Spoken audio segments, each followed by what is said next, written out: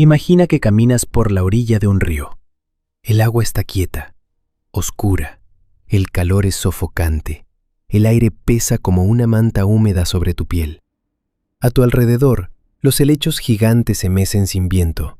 El suelo vibra levemente bajo tus pies, no por un temblor, sino por los pasos de algo enorme que se mueve en la espesura. Miras hacia el río. No ves nada, solo agua, solo silencio. Y entonces, en una fracción de segundo, el río explota. No hay advertencia, no hay rugido previo, solo una masa de escamas, músculo y muerte que emerge desde las profundidades con una velocidad que no debería ser posible para algo de ese tamaño. La mandíbula se cierra. El sonido es como un disparo. Y lo que hace un momento era un dinosaurio adulto, un animal que pesaba más de 1 tonelada, ahora está siendo arrastrado hacia las profundidades en un torbellino de sangre y espuma blanca. El río vuelve a quedarse quieto, como si nada hubiera ocurrido. Este no es un dinosaurio, no es el monstruo que Hollywood te enseñó a temer. No tiene plumas, no tiene garras en forma de hoz, no ruge como una locomotora. Este es algo más antiguo, algo más paciente, algo que lleva perfeccionando su arte desde antes de que los dinosaurios aprendieran a caminar. Estamos hablando del Deinosuchus, cuyo nombre en griego significa, literalmente, cocodrilo terrible. Y la palabra terrible se queda corta. Este animal medía entre 8 y 12 metros de longitud. Pesaba entre 2.000 y 8.500 kilogramos, según el espécimen y según el modelo de estimación utilizado. Sus dientes, algunos de ellos, alcanzaban los 10 centímetros de longitud, con una forma cónica y robusta, diseñada no para cortar, sino para aferrar y aplastar. Y su fuerza de mordida, según las estimaciones biomecánicas publicadas en estudios especializados, superaba con creces la de cualquier depredador terrestre de su época. Para que lo puedas visualizar, el cráneo del Deinosuchus era más largo que un ser humano adulto de pie, solo el cráneo, y vivió en un momento extraordinario de la historia de la Tierra, hace entre 75 y 82 millones de años, durante el período Cretácico tardío, cuando los dinosaurios dominaban cada continente, cuando los mares interiores dividían los continentes en islas de tierra, y cuando la vida en la Tierra había alcanzado una complejidad que no volvería a verse hasta mucho después. Pero aquí está la parte que muy poca gente conoce.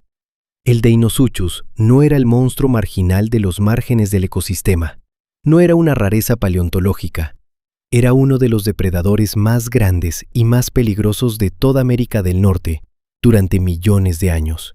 Y los dinosaurios, incluidos los terópodos, incluidos los parientes lejanos del tiranosaurio, lo sabían. Las pruebas están en los huesos, literalmente. Se han encontrado vértebras de dinosaurios herbívoros con marcas de mordida que coinciden exactamente con el patrón dental del Deinosuchus. Marcas profundas, aplastadas, características de una mordida que no corta, sino que tritura el hueso desde afuera hacia adentro. El animal no murió de viejo, no murió de enfermedad, murió porque algo en el río lo esperaba. Y durante millones de años, nadie en ese ecosistema estuvo a salvo cerca del agua. Hoy vamos a contar su historia completa. Vamos a rastrear sus fósiles a través de las formaciones geológicas del sur y el oeste de Norteamérica. Vamos a reconstruir su anatomía pieza por pieza, desde los dientes hasta la cola. Vamos a entender cómo cazaba, qué comía, cómo crecía y por qué desapareció. Y vamos a responder la pregunta que lleva décadas dividiendo a los paleontólogos. ¿Era el Deinosuchus realmente capaz de matar y consumir dinosaurios adultos? ¿O simplemente los carroñaba cuando ya estaban muertos?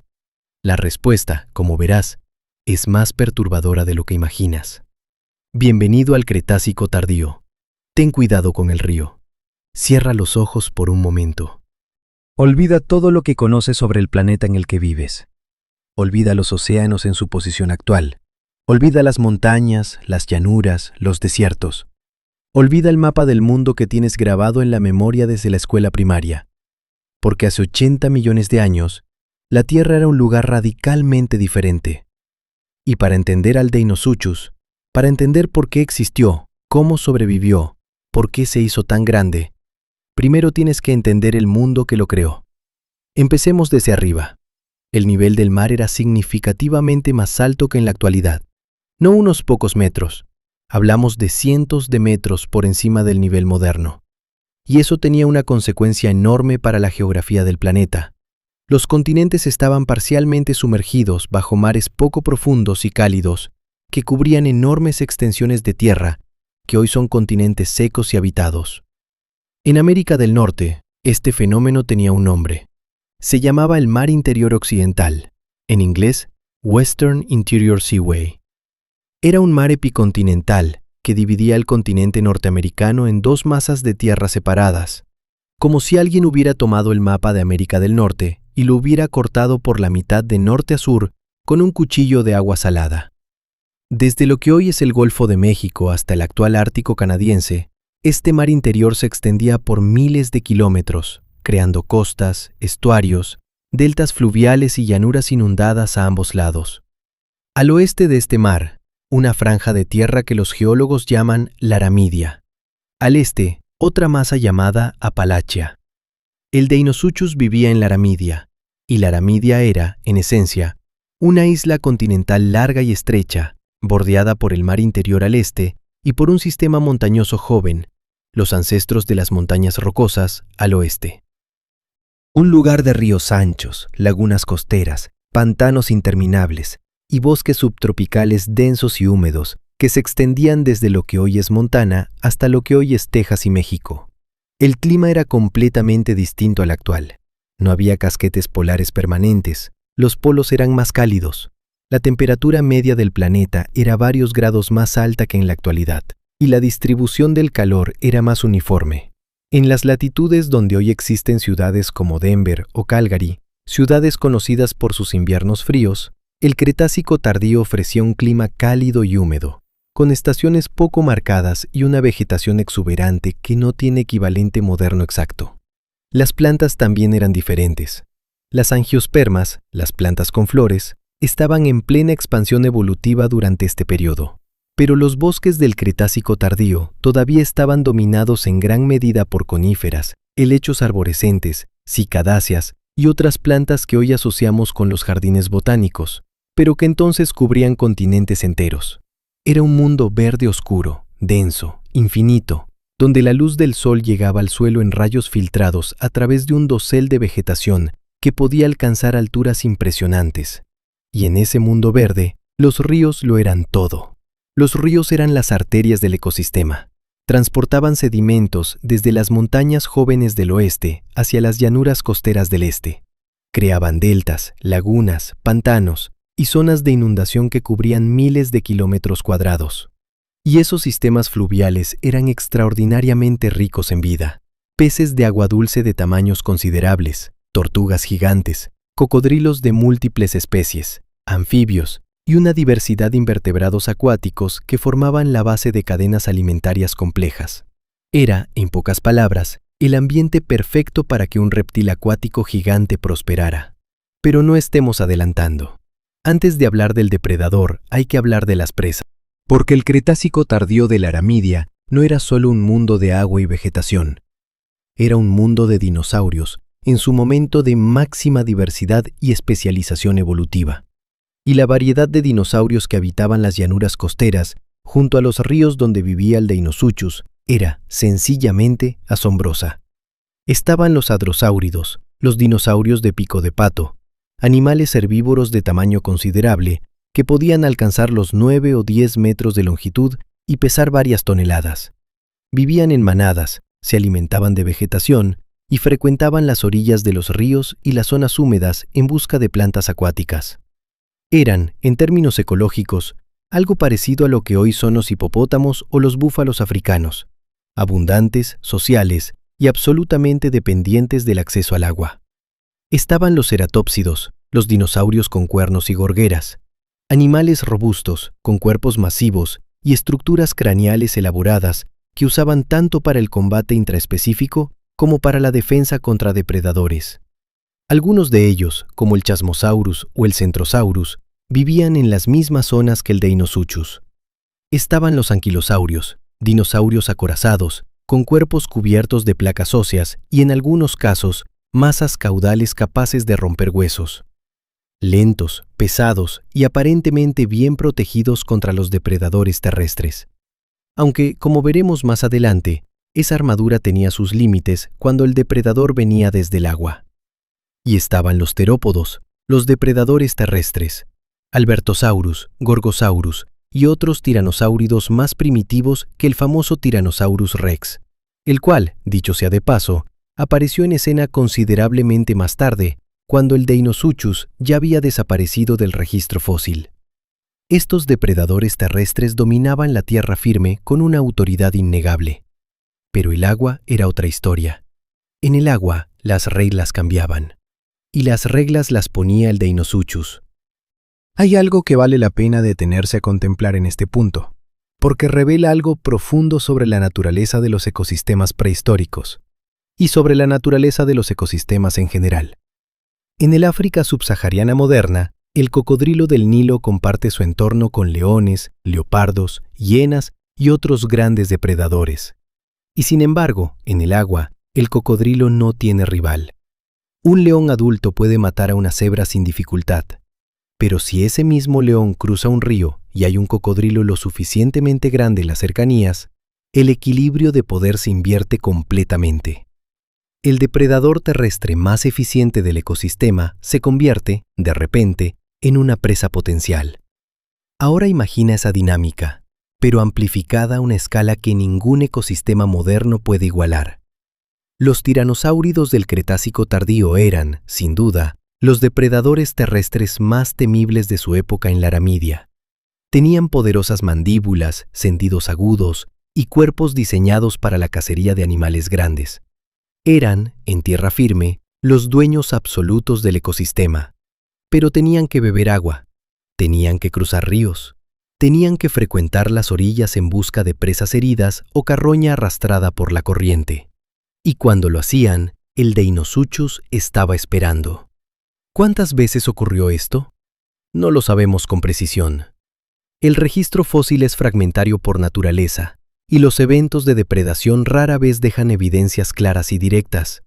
Pero lo que sí sabemos, y lo que los fósiles confirman de manera inequívoca, es que el Deinosuchus tenía la capacidad física para atacar y consumir dinosaurios grandes. Las marcas de mordida encontradas en huesos de dinosaurios herbívoros, analizadas y publicadas en estudios paleontológicos revisados por pares, no dejan lugar a dudas sobre el origen de esas marcas. El Deinosuchus comía dinosaurios. La pregunta no es si lo hacía, la pregunta es cómo lo hacía. Y esa respuesta requiere entender la anatomía de este animal con mucho más detalle. Pero antes de llegar a esa parte de la historia, hay que hablar de cómo llegamos a conocer al Deinosuchus en primer lugar. Porque la historia de su descubrimiento es, en sí misma, un capítulo fascinante de la paleontología norteamericana. Un capítulo que comienza con unos dientes tan grandes que el primer científico que los encontró pensó, durante un momento, que estaban ante los restos de un dinosaurio colosal, y que no terminó de escribirse hasta bien entrado el siglo XXI. Todo comenzó con unos dientes, no con un esqueleto completo, no con un cráneo perfectamente preservado, no con uno de esos hallazgos espectaculares que Hollywood asocia con la paleontología, donde el científico aparta la tierra con un pincel y aparece ante sus ojos una criatura entera, perfecta, lista para ser estudiada. No. Comenzó con unos dientes enormes, desconcertantes, que no encajaban en ninguna categoría conocida. Estamos en el año 1858. El lugar es el estado de Carolina del Norte, en el sureste de los Estados Unidos. Un geólogo llamado Ebenezer Emmons está realizando un trabajo de campo en la región cuando encuentra algo inusual en los sedimentos. Fragmentos de dientes y huesos de un tamaño que no corresponde a ningún animal conocido de esa área. Los dientes son cónicos, robustos, con una superficie externa marcada por una textura característica. Son claramente reptilianos, pero su tamaño es descomunal. Emmons los cataloga, los describe en sus notas y los atribuye provisionalmente a un reptil de grandes dimensiones. No tiene suficiente material para ir más allá. La ciencia del siglo XIX tiene herramientas limitadas, y los fósiles fragmentarios son notoriamente difíciles de interpretar sin material de comparación. Los dientes quedan registrados y quedan olvidados durante décadas. El siguiente acto de esta historia ocurre mucho más tarde, ya en el siglo XX. En el año 1909, el paleontólogo William Jacob Holland y su colega Friedrich von Huene examinan nuevos materiales procedentes del sureste de los Estados Unidos, en particular de la formación geológica conocida como Aguja, en el estado de Texas. Esta formación, depositada durante el Cretácico tardío, ha preservado restos de una fauna extraordinariamente diversa, y entre esos restos aparecen, de nuevo, dientes y fragmentos de hueso de un tamaño que desafía las categorías existentes. Holland propone un nombre provisional para el animal. Lo llama Polipticodon, un género que en ese momento se usa como una especie de cajón desastre para reptiles marinos grandes mal identificados. El material es insuficiente para una descripción definitiva, y la clasificación queda en suspenso, pero la historia da un giro decisivo en 1944. Ese año, el paleontólogo estadounidense Charles Hazelius Sternberg, perteneciente a una de las familias más legendarias de la paleontología norteamericana, una dinastía de cazadores de fósiles que lleva generaciones excavando el oeste americano, trabaja en la formación Aguja de Texas junto con su equipo, y lo que encuentran en esa expedición es material nuevo, más abundante, más diagnóstico que todo lo que había aparecido hasta entonces. Es su hijo, Levi Sternberg, quien reconoce la importancia del hallazgo. El material incluye vértebras, fragmentos de osteodermos, las placas óseas que cubren el cuerpo del animal y, crucialmente, más dientes. Dientes que ahora, vistos en contexto con el material esquelético, revelan algo inequívoco. Esto no es un reptil marino, no es un plesiosaurio, no es un mosasaurio, no es nada de lo que navega en el mar interior occidental. Esto es un cocodrilo de proporciones absolutamente imposibles. En 1946, el paleontólogo estadounidense Barnum Brown, una figura colosal en la historia de la paleontología, el hombre que excavó el primer esqueleto de Tyrannosaurus rex llevado a un museo, describe formalmente el animal y le asigna el nombre que llevaría para siempre: Deinosuchus rugosus. El nombre del género viene del griego deinos, que significa terrible o temible, y suchos, que es el nombre del dios cocodrilo del antiguo Egipto. El nombre de la especie, rugosus, hace referencia a la textura rugosa característica de sus dientes y huesos. Cocodrilo terrible. Y sin embargo, incluso Barnum Brown, un hombre que había pasado décadas trabajando con los fósiles de los animales más grandes que jamás han caminado sobre la Tierra, subestimó al Deinosuchus. Basándose en el material disponible en ese momento, Brown estimó que el animal medía alrededor de 6 metros de longitud. Una estimación razonable, dado el material fragmentario con el que trabajaba, pero una estimación que resultaría ser dramáticamente incorrecta, porque los fósiles que vendrían después cambiarían todo. Durante las décadas siguientes, nuevos materiales del Deinosuchus fueron apareciendo en distintos estados del sur y el oeste de los Estados Unidos, en Texas, en Montana, en Utah, en Georgia, en Alabama, en Mississippi. Cada hallazgo añadía piezas al rompecabezas.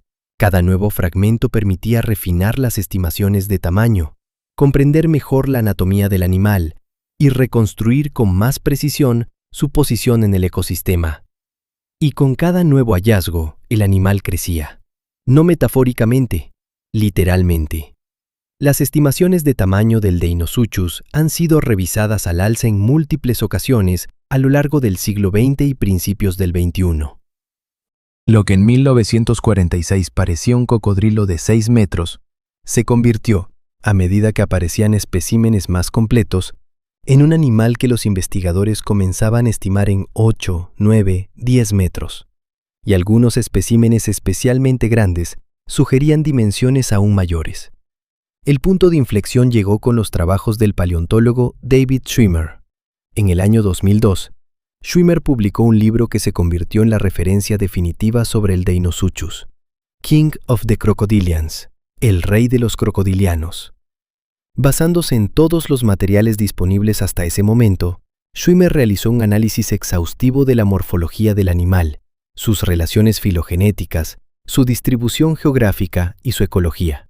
Y sus conclusiones sobre el tamaño del Deinosuchus fueron impactantes.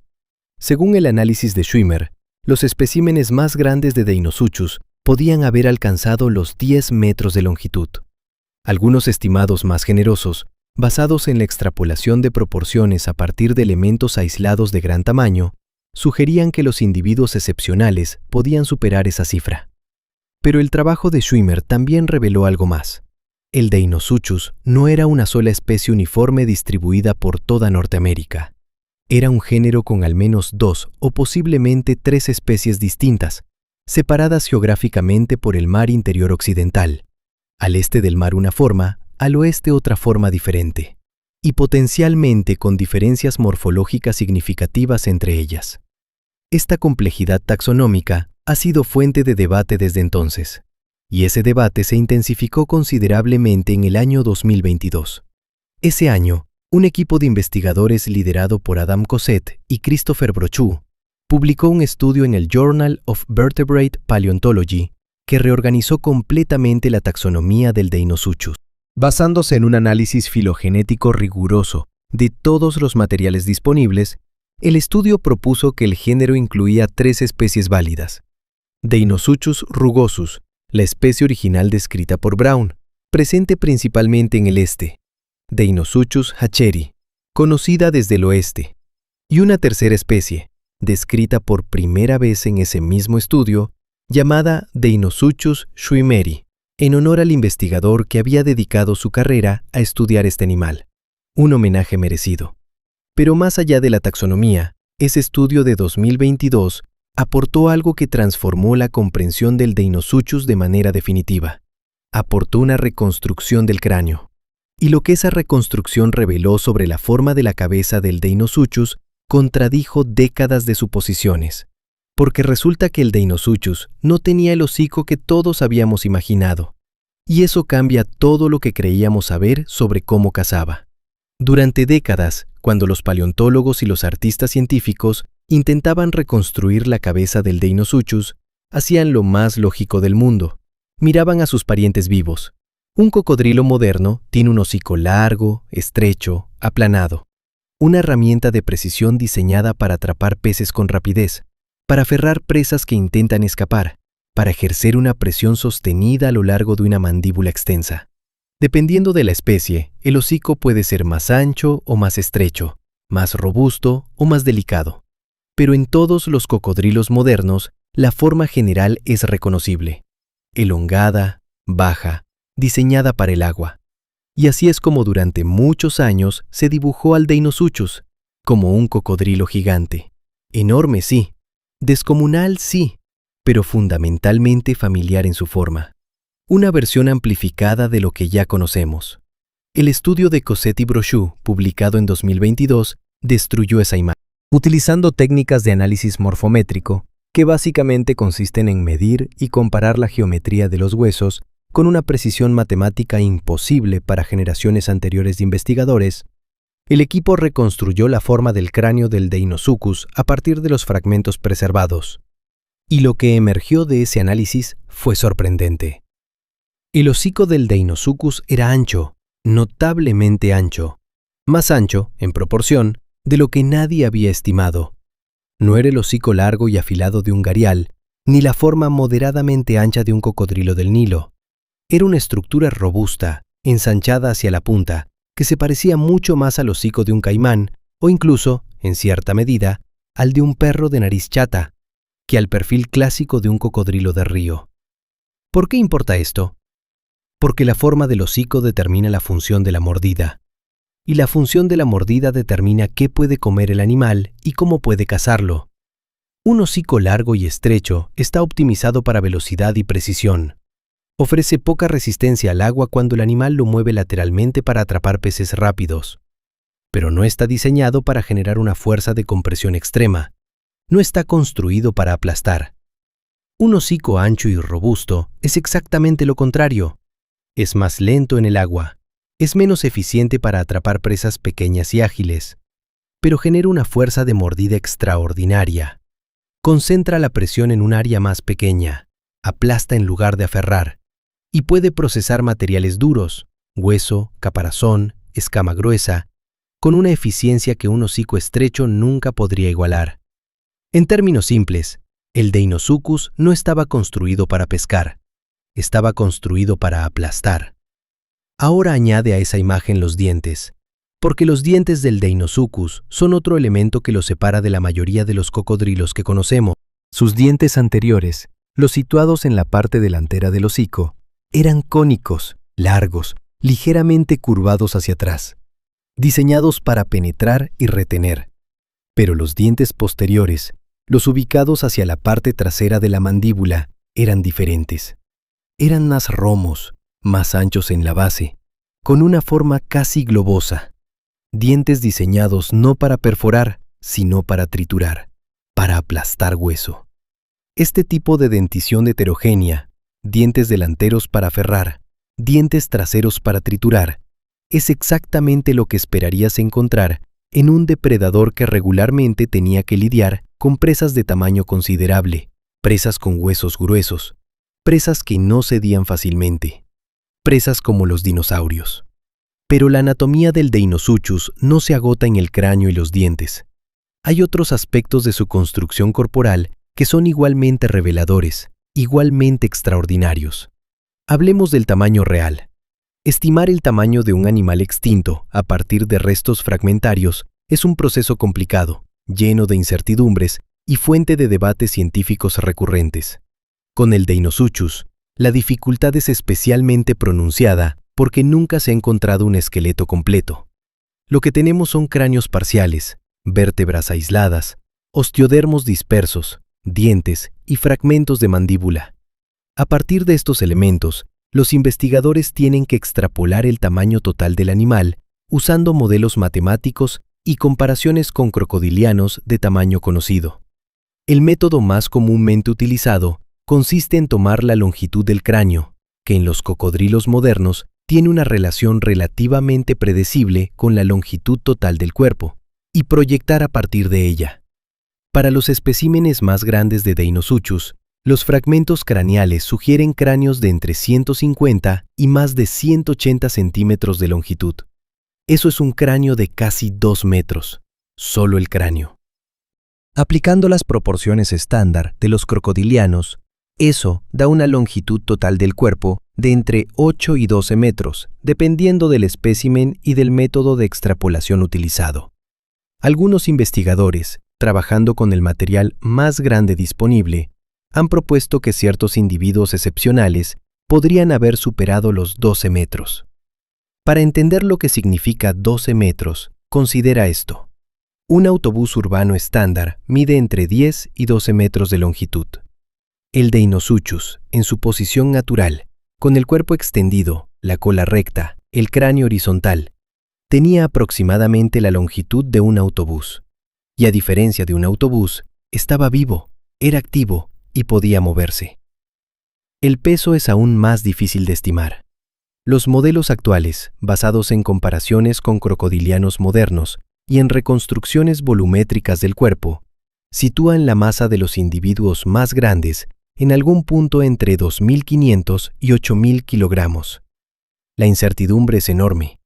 Estamos hablando de un rango que va de 2,5 toneladas a 8,5 toneladas, y refleja honestamente cuánto no sabemos todavía sobre las proporciones corporales exactas de este animal.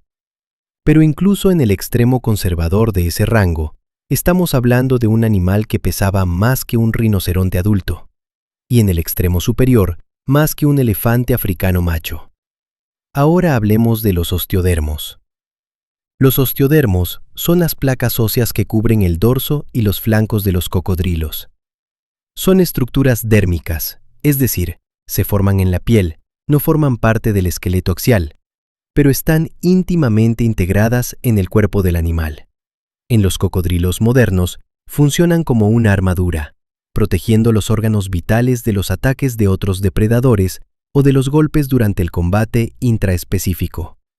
También actúan como un sistema de regulación térmica, absorbiendo calor solar y liberándolo lentamente. En el Deinosuchus, los osteodermos eran masivos. Los fragmentos encontrados en diversas excavaciones muestran placas óseas de dimensiones considerables, algunas de ellas con una superficie rugosa y marcadamente esculpida, que es característica del género y que dio origen al epíteto de especie rugosus. Estas placas cubrían el dorso del animal en filas regulares, creando una superficie superior que debía parecer, a ojos de cualquier contemporáneo, algo entre una roca y una criatura viva. Esta apariencia no era accidental, era funcional, porque el arma más poderosa del Deinosuchus no eran sus mandíbulas, no eran sus dientes, no era su tamaño, era su invisibilidad. Y para entender cómo usaba esa invisibilidad, hay que entender cómo cazaba, cómo esperaba, cómo convertía el río en una trampa mortal de la que nadie, ni siquiera los dinosaurios más grandes, podía escapar. Esa parte de la historia, la más oscura y la más fascinante, comienza con un comportamiento que los cocodrilos modernos todavía practican hoy, y que sus ancestros perfeccionaron hasta convertirlo en una forma de arte. Hay un momento específico en la vida de cualquier animal que se acerca a beber agua, un momento de vulnerabilidad absoluta. El animal baja la cabeza, sus ojos se apartan del horizonte, su atención se divide entre el acto de beber y el monitoreo del entorno. Sus patas están en el agua o en el barro, terreno inestable, terreno que reduce su capacidad de reaccionar con rapidez. Y si el animal es lo suficientemente grande como para no temer a los depredadores terrestres, es precisamente en ese momento cuando baja la guardia por completo. Porque nada en tierra firme puede hacerle daño.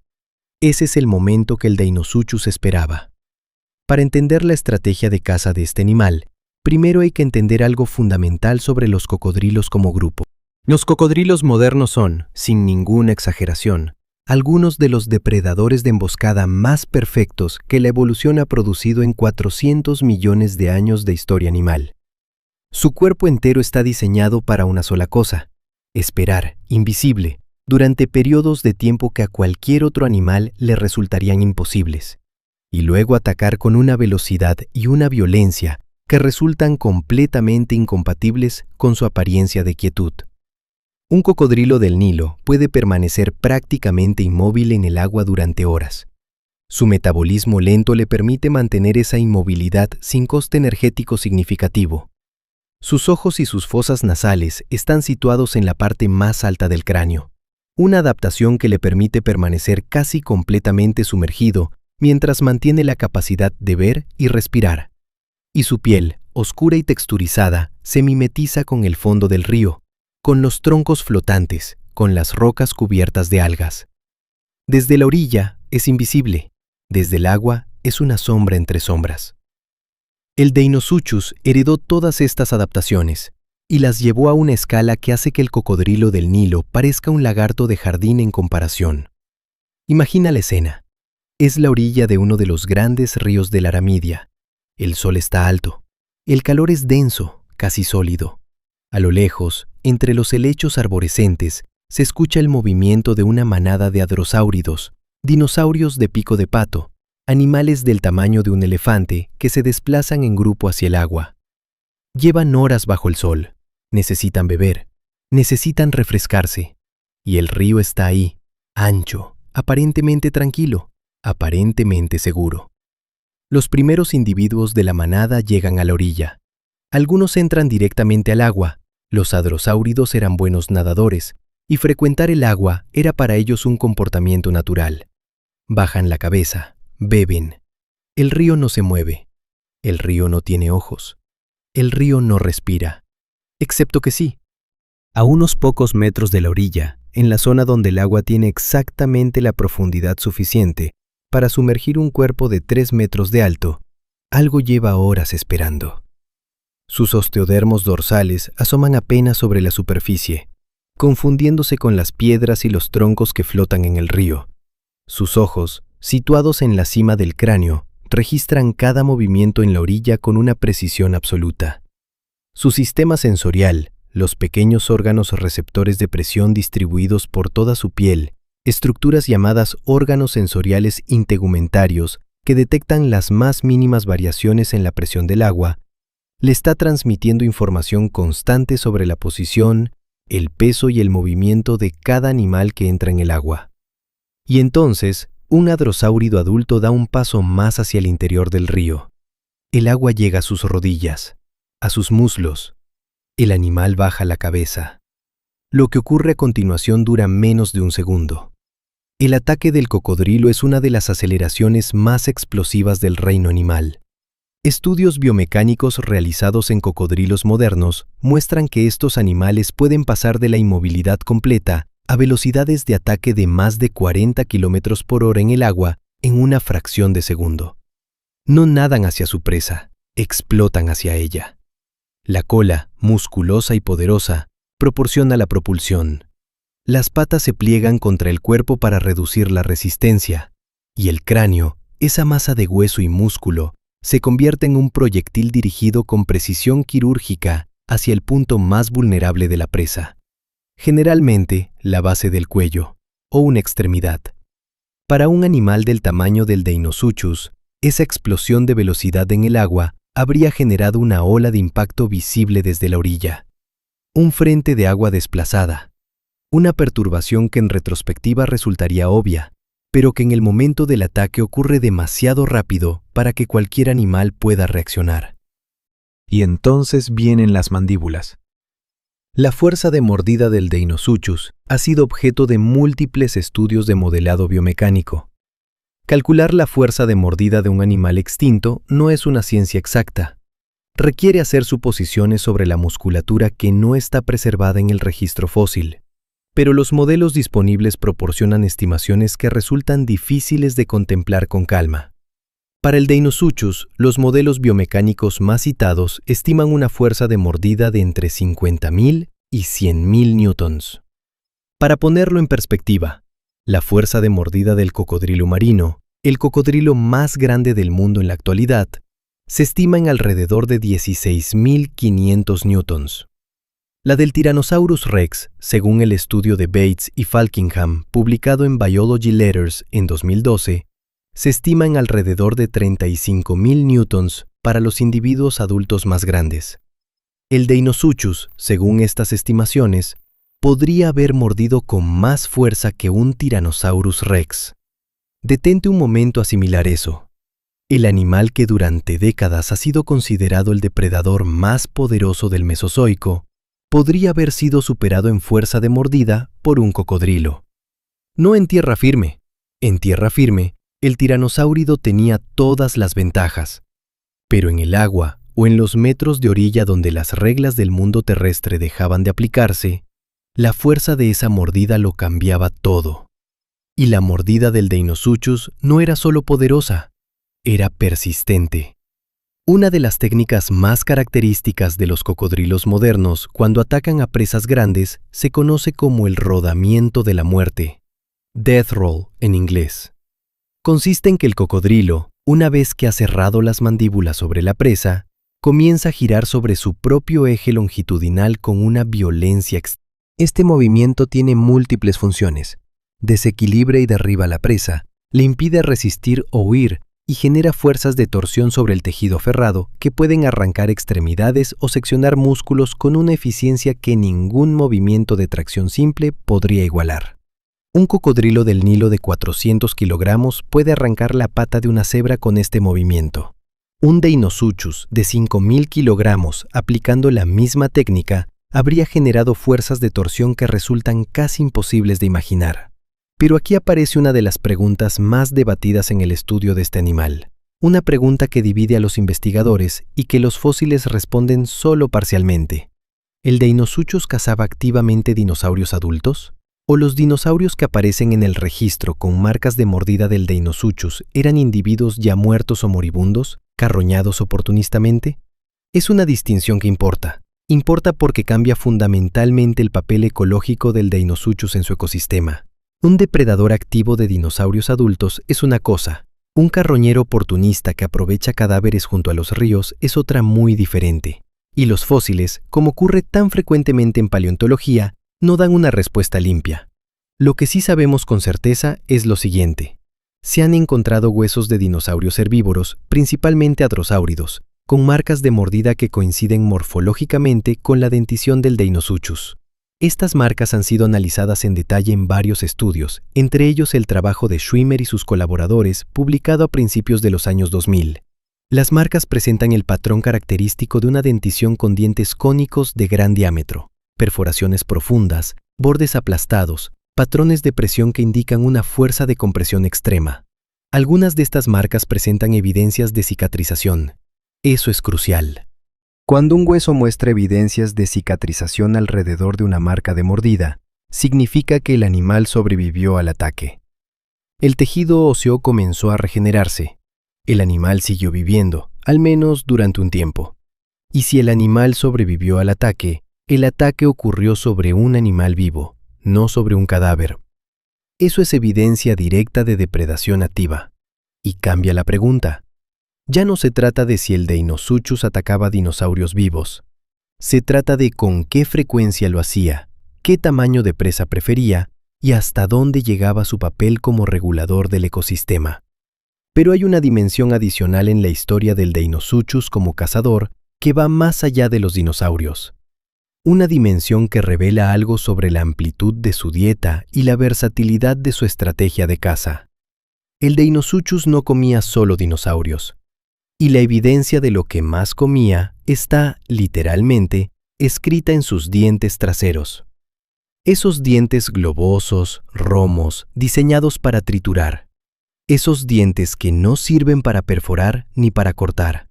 Esos dientes que, en un animal que teóricamente debería estar especializando en dinosaurios, parecen estar diseñados para algo completamente diferente, para algo con caparazón. Las tortugas del Cretácico tardío no eran las criaturas modestas que hoy asociamos con los estanques de los parques o con las playas tropicales donde desoban en verano. Eran gigantes. En los mismos ríos, lagos y estuarios donde vivía el Deinosuchus, habitaban tortugas de tamaños que hoy resultarían difíciles de creer. Archelon, la tortuga marina más grande conocida, alcanzaba casi 5 metros de longitud y podía pesar más de 2.200 kilogramos, aunque vivía en el mar interior occidental y no frecuentaba los ríos de agua dulce. Pero sus parientes de agua dulce también eran formidables. Hadocus, Basilemis y otros géneros de tortugas continentales del Cretácico tardío producían individuos que superaban con comodidad el metro de longitud y que portaban caparazones gruesos y resistentes diseñados por millones de años de presión evolutiva para resistir exactamente el tipo de fuerza que intentara aplastarlos. Y aún así, el Deinosuchus los comía. La evidencia está en los propios dientes del Deinosuchus, esos molares posteriores romos y anchos, que durante años desconcertaron a los investigadores porque parecían incompatibles con una dieta basada en dinosaurios. Tienen sentido perfecto cuando los consideras en el contexto de una dieta que incluía regularmente tortugas de caparazón duro. Son, esencialmente, la misma solución morfológica que encontramos en otros animales que se han especializado en presas con cubiertas duras. El huevo aplastado bajo la presión distribuida de una superficie ancha, en lugar de perforado por la punta de un diente afilado. David Schwimmer, en su análisis exhaustivo del Deinosuchus, argumentó que las tortugas eran probablemente una parte significativa de la dieta habitual de este animal, posiblemente más significativa que los dinosaurios en términos de frecuencia de consumo. Los dinosaurios eran presas ocasionales, oportunistas, de alto riesgo y alta recompensa. Las tortugas eran abundantes, lentas, predecibles en su comportamiento y extraordinariamente nutritivas dado su contenido en grasa y proteína. Para un depredador de emboscada que pasa la mayor parte de su tiempo en el agua, una tortuga de 100 kilogramos es una presa mucho más accesible que un hadrosáurido de 2 toneladas. Pero no menos impresionante, dado el tamaño de los caparazones que ese animal era capaz de triturar. Se han encontrado fragmentos de caparazón de tortuga en depósitos asociados con restos de Deinosuchus, con marcas que corresponden al patrón de sus dientes posteriores. Las fracturas en esos fragmentos son características de una fuerza de compresión extrema aplicada desde el exterior. Exactamente lo que esperarías si un animal con la morfología mandibular del Deinosuchus hubiera cerrado la boca sobre el caparazón con toda su fuerza. Ahora piensa en lo que eso implica para la fuerza de su mordida. Un caparazón de tortuga adulta de gran tamaño es una de las estructuras naturales más resistentes a la compresión que existen en la naturaleza. Su forma arqueada distribuye la fuerza aplicada desde el exterior de una manera que maximiza la resistencia estructural. Los depredadores que se especializan en tortugas, como ciertas especies de nutria marina o el extinto Mistriosuchus, un reptil marino del Triásico, requieren adaptaciones morfológicas muy específicas para poder superar esa resistencia. El Deinosuchus las tenía, y aplicaba sobre esos caparazones una fuerza que los fragmentaba como si fueran cáscaras de nuez. Pero la dieta del Deinosuchus era, casi con certeza, aún más variada. Los cocodrilos modernos son, por naturaleza, depredadores oportunistas. Tienen una dieta que cambia con la edad, con la estación, con la disponibilidad de presas y con el tamaño del individuo. Los juveniles se alimentan principalmente de insectos, crustáceos y peces pequeños. Los subadultos añaden peces más grandes, anfibios y pequeños mamíferos. Y los adultos grandes son capaces de atacar prácticamente cualquier animal que se acerque al agua, desde gacelas hasta búfalos, desde monos hasta, ocasionalmente, seres humanos. El Deinosuchus, casi con toda seguridad, seguía un patrón similar. Los juveniles, sobre los que hablaremos en detalle más adelante, porque su historia de crecimiento es extraordinaria, se alimentaban de presas pequeñas, insectos acuáticos, crustáceos, peces pequeños, anfibios. Eran, en esa etapa de su vida, predadores modestos, indistinguibles en su ecología de cientos de otras especies de cocodrilos pequeños que habitaban los mismos sistemas fluviales. Pero a medida que crecían, el rango de presas disponibles se expandía. Los peces grandes del Cretácico tardío eran otra fuente de alimento probable. Los sistemas fluviales y los estuarios costeros de la Aramidia albergaban una diversidad notable de peces de agua dulce y de transición. Algunos de ellos alcanzaban tamaños considerables, no tan grandes como para ser inmunes a un depredador del calibre del Deinosuchus adulto, pero sí lo suficientemente sustanciales para representar una comida significativa. Los pterosaurios que se acercaban a beber o a pescar cerca de la superficie del agua eran otro objetivo potencial. Las formas de pterosaurio del Cretácico tardío de Norteamérica incluían animales de envergaduras variables, algunos de ellos considerables, que frecuentaban las costas y los sistemas fluviales. Un pterosaurio posado en la orilla del agua, o rozando la superficie con su pico en busca de peces, como hacían muchas especies, habría sido una presa accesible para un Deinosuchus bien posicionado. Y luego, por supuesto, estaban los dinosaurios.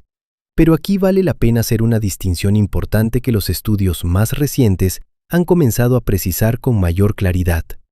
No todos los dinosaurios eran igualmente vulnerables al Deinosuchus. La vulnerabilidad dependía de varios factores que interactuaban de maneras complejas: el tamaño del dinosaurio, su comportamiento en relación con el agua, la profundidad y velocidad del río en cuestión, y el tamaño del individuo de Deinosuchus implicado. Los hadrosáuridos adultos de gran tamaño, animales de 7, 8, 9 metros de longitud que podían pesar varias toneladas, eran sin duda las presas más espectaculares posibles. Y las marcas de mordidas cicatrizadas en huesos de hadrosáuridos demuestran que el Deinosuchus al menos intentaba atacar animales de ese tamaño, pero también sugieren que no siempre tenía éxito. Un hadrosáurido adulto que sobrevivió a un ataque del Deinosuchus es un hadrosáurido que de alguna manera logró escapar, posiblemente porque la manada respondió, posiblemente porque el animal estaba en agua lo suficientemente poco profunda como para mantenerse en pie y resistir, posiblemente porque la herida, aunque severa, no fue inmediatamente incapacitante. Los juveniles y subadultos de dinosaurios herbívoros eran presas mucho más manejables. Un hadrosáurido joven de 1 año, todavía de tamaño modesto, que se acerca al agua sin la protección de la manada adulta, habría sido una presa ideal, accesible, manejable y nutritivamente sustancial. Los ceratópsidos presentaban un desafío diferente. Su estructura corporal, baja, robusta, con el centro de gravedad cerca del suelo, los hacía más difíciles de voltear y menos vulnerables al arrastre hacia el agua profunda que los hadrosáuridos de cuello largo. Y sus cuernos faciales, aunque probablemente más relevantes para el combate intraespecífico que para la defensa antipredatoria, representaban un riesgo real para cualquier depredador que intentara acercarse por el frente. Pero con la posición correcta, con la profundidad de agua adecuada, con el elemento sorpresa que era la marca registrada del Deinosuchus, incluso un ceratópsido adulto era vulnerable. Y luego están los terópodos. La posibilidad de que el Deinosuchus atacara activamente a los depredadores terrestres de su ecosistema, a los tiranosáuridos que compartían su territorio, es la que más captura la imaginación, y también la más difícil de documentar directamente. Lo que tenemos es esto. No se han encontrado hasta la fecha huesos de terópodos con marcas de mordida inequívocamente atribuibles al Deinosuchus en el mismo contexto geográfico y temporal. Eso no significa que no ocurriera. Significa que no tenemos evidencia directa de que ocurriera de manera regular. Lo que sí tenemos es la lógica ecológica. Los tiranosáuridos del Cretácico tardío de la Aramidia, Albertosaurus, Gorgosaurus, Daspletosaurus, eran animales de varias toneladas que necesitaban agua y que habitaban los mismos sistemas fluviales que el Deinosuchus. Los cocodrilos modernos atacan a leones, leopardos y otros grandes depredadores cuando estos se aproximan al agua. La dinámica ecológica es la misma. ¿Ocurrió alguna vez que un Deinosuchus adulto de gran tamaño atacara a un Gorgosaurus que se acercaba a beber? Casi con certeza sí. ¿Con qué frecuencia? No lo sabemos. ¿Resultaba siempre mortal para el terópodo? Probablemente no siempre. Pero había algo que ningún terópodo podía ignorar. Cerca del agua, las reglas cambiaban. Y sin embargo, hay una dimensión de la historia del Deinosuchus que resulta tan sorprendente como cualquier cosa que hemos contado hasta ahora. Una dimensión que tiene que ver no con lo que cazaba, sino con cuánto tiempo necesitaba para crecer hasta convertirse en el monstruo que era. Porque el Deinosuchus no nació grande, nació pequeño. Extraordinariamente pequeño en relación con lo que llegaría a ser. Y el camino entre ese punto de partida y el gigante que acechaba los ríos del Cretácico tardío es una historia de crecimiento que no tiene paralelo en el mundo de los reptiles. Una historia que requiere que hablemos de tiempo, de mucho tiempo, y de lo que significa crecer durante décadas en un mundo donde todo, absolutamente todo, intenta comerte. Hay un huevo en la orilla del río. No es grande. Tiene aproximadamente el tamaño de un huevo de avestruz, unos 12 o 15 centímetros de longitud, con una cáscara dura y ligeramente rugosa. Está enterrado en un nido de vegetación en descomposición, junto a otros 50 o 60 huevos similares, en un montículo de material vegetal que la hembra ha construido con cuidado en una zona elevada, protegida de las crecidas estacionales del río. La hembra está cerca, no visible, pero cerca, vigilando, esperando.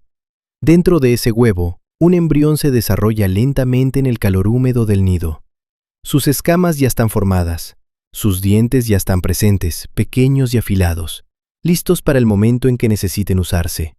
Y cuando finalmente rompe la cáscara y emerge al mundo, lo que sale del nido es un animal de unos 30 centímetros de longitud, ágil, activo, ya perfectamente funcional como depredador a escala miniatura, y absolutamente vulnerable a prácticamente todo lo que se mueve en ese ecosistema. Para el Deinosuchus recién nacido, el mundo es un lugar de peligro constante. Las aves del Cretácico tardío, que ya eran diversas y estaban bien establecidas en ese periodo, son depredadoras potenciales. Los pequeños dinosaurios terópodos que frecuentan las orillas del río son una amenaza. Incluso otros cocodrilos de menor tamaño, que comparten el ecosistema acuático, son capaces de consumir crías de Deinosuchus sin dificultad. La mortalidad en los primeros años de vida es, casi con certeza, extraordinariamente alta.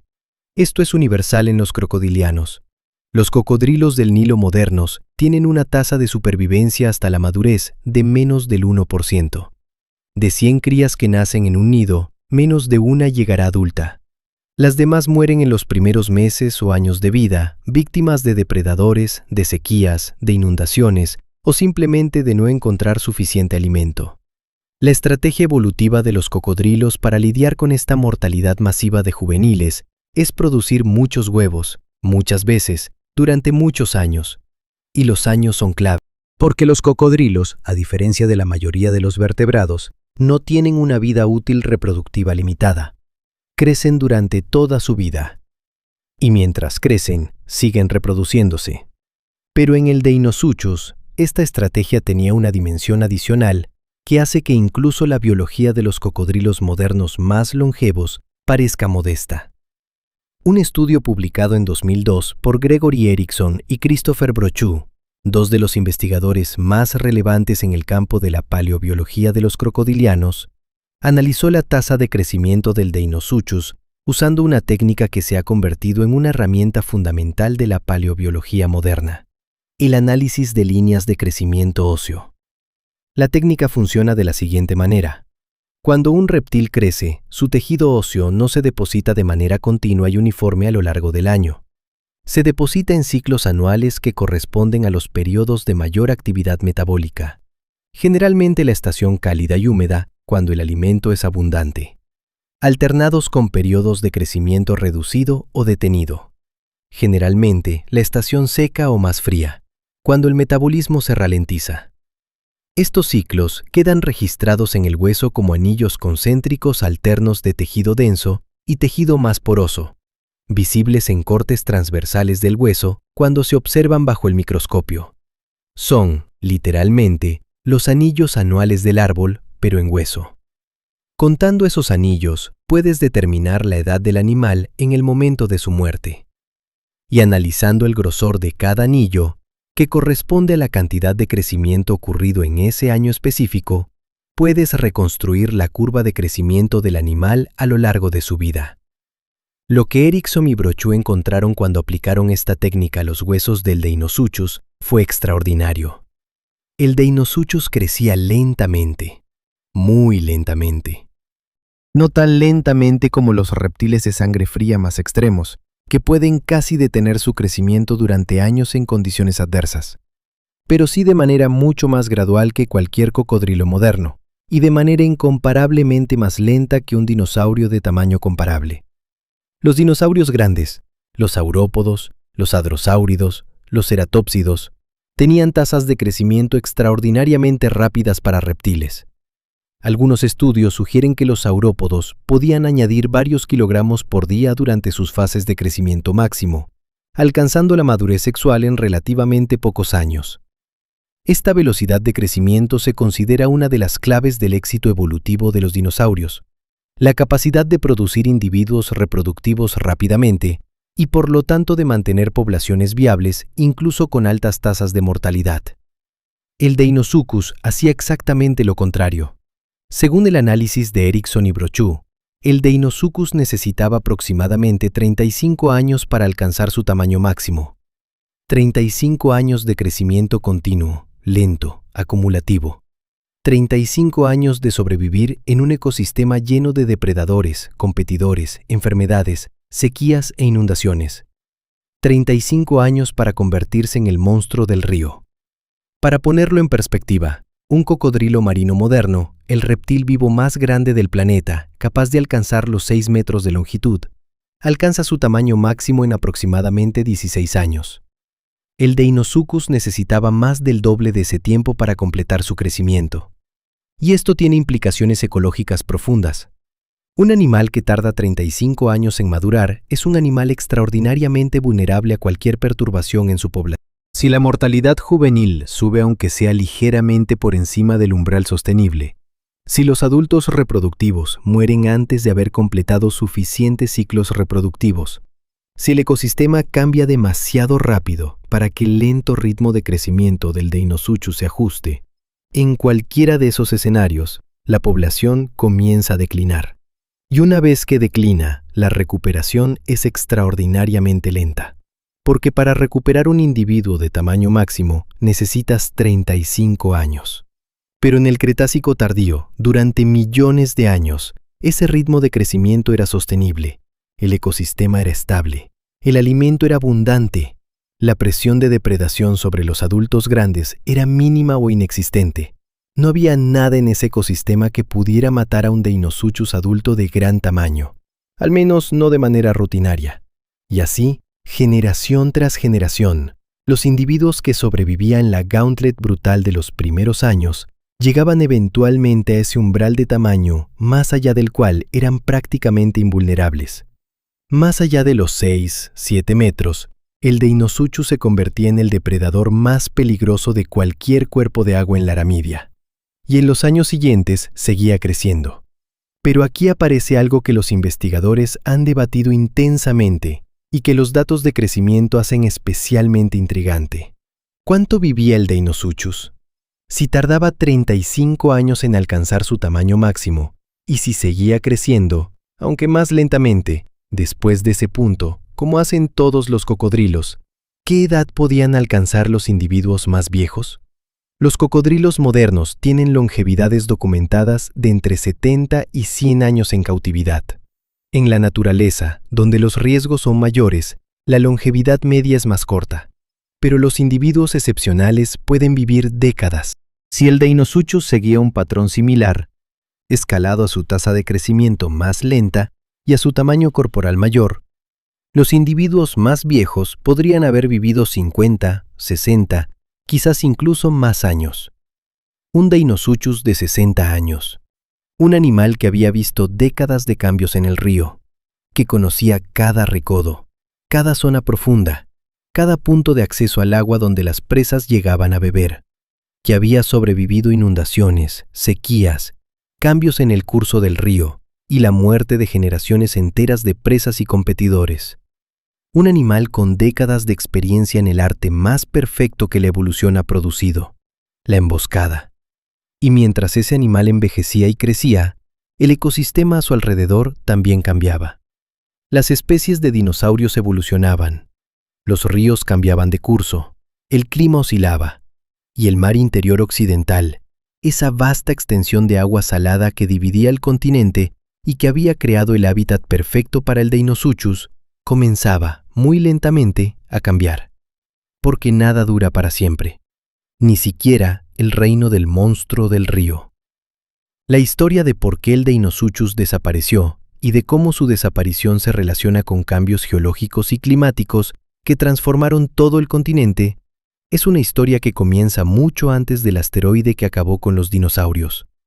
Es una historia que comienza con el lento retroceso del mar y con lo que ese retroceso significó para el único ecosistema en la historia de la Tierra que había producido un cocodrilo del tamaño de un autobús. El mar interior occidental no desapareció de golpe.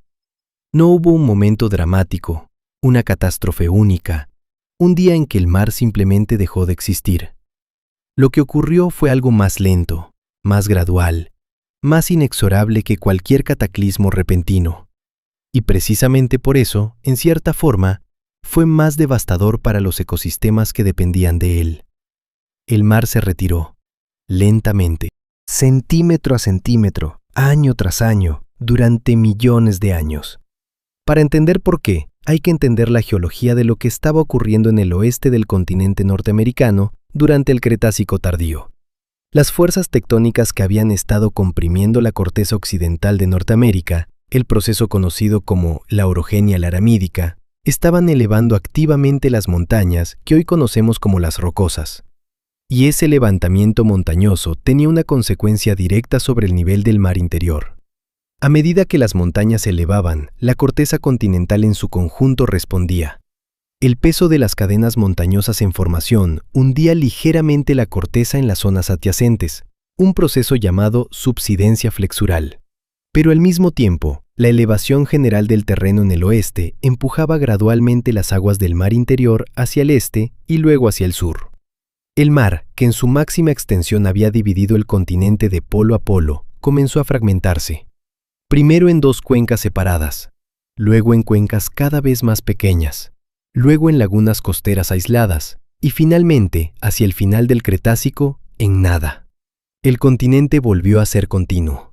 Y con esa reconexión, todo cambió. El clima cambió.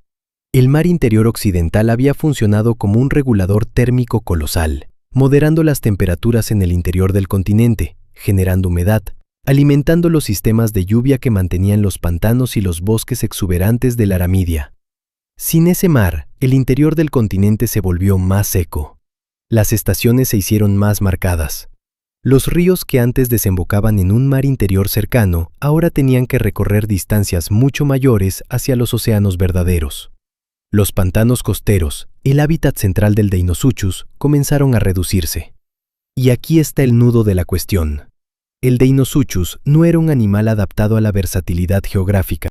No era una especie que pudiera simplemente reubicarse cuando su hábitat desaparecía. Era un especialista en los grandes sistemas fluviales y estuarinos de las llanuras costeras de la Aramidia. Y cuando esas llanuras costeras comenzaron a secarse y a transformarse, el Deinosuchus no tenía dónde ir. Recuerda la tasa de crecimiento. 35 años para alcanzar el tamaño máximo. Una longevidad extraordinaria, sí, pero también una extraordinaria lentitud para adaptarse. La evolución actúa sobre generaciones. Y si cada generación del Deinosuchus dura décadas, la capacidad de la especie para adaptarse evolutivamente a cambios rápidos en el ambiente es correspondientemente lenta. Los dinosaurios podían adaptarse más rápido. Con generaciones más cortas, los cambios genéticos favorables podían propagarse por la población en unos pocos miles de años. El Deinosuchus, con su ciclo vital extraordinariamente largo, necesitaba mucho más tiempo para que la selección natural actuara de manera significativa. Y el tiempo era exactamente lo que el Cretácico tardío estaba dejando de ofrecer.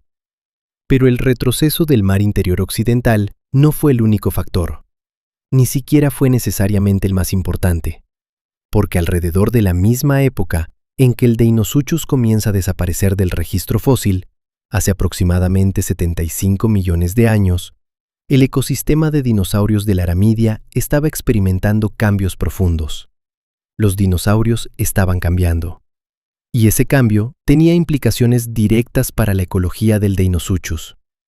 Durante el periodo en que el Deinosuchus prosperó, aproximadamente entre 82 y 75 millones de años atrás, los tiranosáuridos de la Aramidia eran relativamente modestos en tamaño. Albertosaurus, Gorgosaurus, Daspletosaurus, animales formidables, sin duda, pero significativamente más pequeños que el Tyrannosaurus rex, que aparecería más tarde, y más pequeños, también, que el Deinosuchus adulto de gran tamaño. Pero hacia el final del Cretácico, los tiranosáuridos estaban evolucionando hacia formas cada vez más grandes. El linaje que culminaría en el Tyrannosaurus rex estaba produciendo animales progresivamente más masivos, con mandíbulas progresivamente más poderosas, con cuerpos progresivamente más robustos. ¿Significó esto que los tiranosáuridos finales del Cretácico representaban una amenaza real para el Deinosuchus cerca del agua? Probablemente no. En el agua, el Deinosuchus seguía teniendo todas las ventajas. Pero en la zona de transición entre tierra y agua, en las orillas, en los bancos de arena, en las zonas de vadeo, un tiranosáurido de 8 toneladas representaba un competidor y un riesgo de una categoría completamente diferente a la que el Deinosuchus había enfrentado durante millones de años. El equilibrio de poder en el ecosistema estaba cambiando, lentamente, pero cambiando. Y luego está la pregunta que los paleontólogos todavía debaten. ¿Cuándo exactamente desaparece el Deinosuchus del registro fósil? ¿Y desaparece de golpe o gradualmente? La respuesta más honesta es que no lo sabemos con precisión suficiente. El registro fósil del Deinosuchus es suficientemente fragmentario como para que sea difícil establecer con certeza cuándo deja de aparecer. Los últimos registros confirmados del género corresponden a formaciones datadas en aproximadamente 75 millones de años. Después de ese punto, no hay evidencia clara de su presencia en el registro norteamericano. 75 millones de años. Eso significa que el Deinosuchus desapareció aproximadamente 9 millones de años antes del gran evento de extinción masiva que acabó con los dinosaurios no avianos, el impacto del asteroide Chicxulub, hace 66 millones de años. El Deinosuchus no fue víctima del asteroide, fue víctima de algo más gradual, más sutil, pero igualmente mortal a escala de tiempo geológico. Fue víctima del cambio en su hábitat, del cambio en su ecosistema, del cambio en el equilibrio de fuerzas que había sostenido su dominio durante millones de años. Y aquí hay algo que vale la pena contemplar en silencio por un momento. El Deinosuchus existió durante aproximadamente 7 millones de años. Desde hace 82 millones de años hasta hace 75 millones de años. 7 millones de años como uno de los depredadores más grandes y más peligrosos de su ecosistema. Para poner eso en perspectiva, el género Homo, el género al que pertenece nuestra especie, tiene aproximadamente 2 millones y medio de años de antigüedad. El Deinosuchus existió durante casi 3 veces más tiempo que todo nuestro género. Y durante esos 7 millones de años fue prácticamente invencible en su dominio. Los ríos de la Aramidia le pertenecían. Las orillas del mar interior occidental eran su territorio. Y ningún animal que viviera en ese ecosistema, por grande que fuera, por poderoso que fuera, podía ignorar esa realidad cuando se acercaba al agua. Pero los ecosistemas no pertenecen a nadie para siempre. Los ecosistemas cambian, se transforman, se fragmentan. Y los especialistas perfectamente adaptados a un ecosistema específico son, paradójicamente, los más vulnerables cuando ese ecosistema desaparece.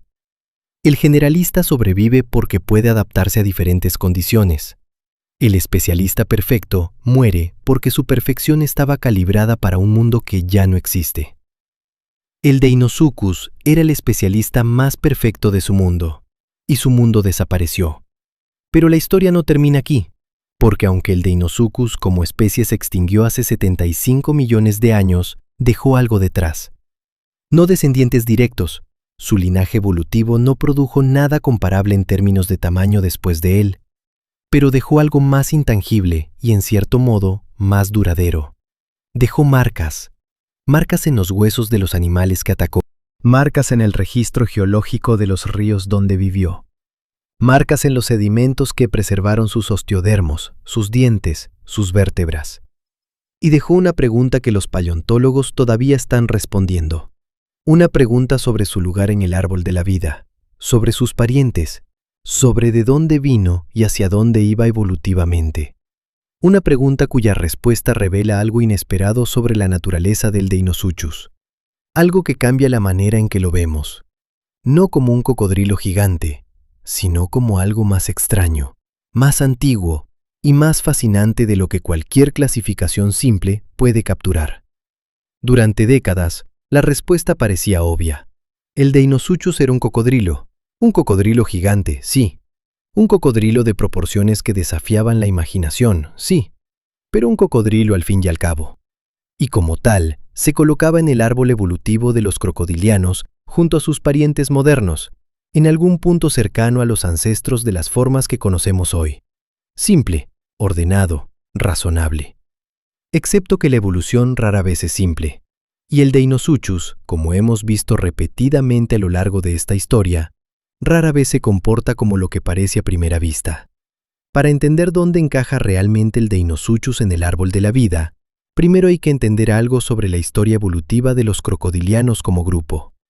Porque los cocodrilos modernos, los cocodrilos verdaderos, los caimanes, los ghariales, son solo el remanente superviviente de un grupo que fue, durante el Mesozoico, extraordinariamente diverso y morfológicamente variado. El Mesozoico fue, en muchos sentidos, la edad de oro de los crocodilianos. Durante el Triásico, el Jurásico y el Cretácico, los ancestros y parientes de los cocodrilos modernos exploraron prácticamente todas las formas corporales y todos los nichos ecológicos imaginables. Hubo crocodilianos completamente terrestres, con patas largas y erguidas debajo del cuerpo, que corrían sobre tierra firme como si fueran pequeños terópodos. Hubo crocodilianos marinos, con cuerpos hidrodinámicos y aletas en lugar de patas, que nadaban en los mares mesozoicos junto a ictiosaurios y plesiosaurios. Hubo crocodilianos con dientes de hoja para comer plantas. Hubo crocodilianos minúsculos, insectívoros, que vivían entre la hojarasca del suelo forestal. Y hubo, en el extremo opuesto del espectro de tamaño, el Deinosuchus. Dentro de esta diversidad extraordinaria, ¿dónde encaja exactamente el Deinosuchus? La respuesta que los estudios filogenéticos modernos han producido es esta. El Deinosuchus pertenece a un grupo llamado Alligatoroidea. Los alligatoroides son el linaje evolutivo del que descienden los caimanes y los alligatores modernos, no los cocodrilos verdaderos del género Crocodylus y no los ghariales. El Deinosuchus es, en términos filogenéticos, más pariente de un caimán del Amazonas o de un alligator del Mississippi que de un cocodrilo del Nilo. Esto puede parecer un detalle taxonómico menor, pero tiene implicaciones que van más allá de la clasificación. Los aligatoroides y los cocodrilos verdaderos divergieron evolutivamente hace más de 80 millones de años, precisamente en el periodo en que el Deinosuchus estaba alcanzando su apogeo.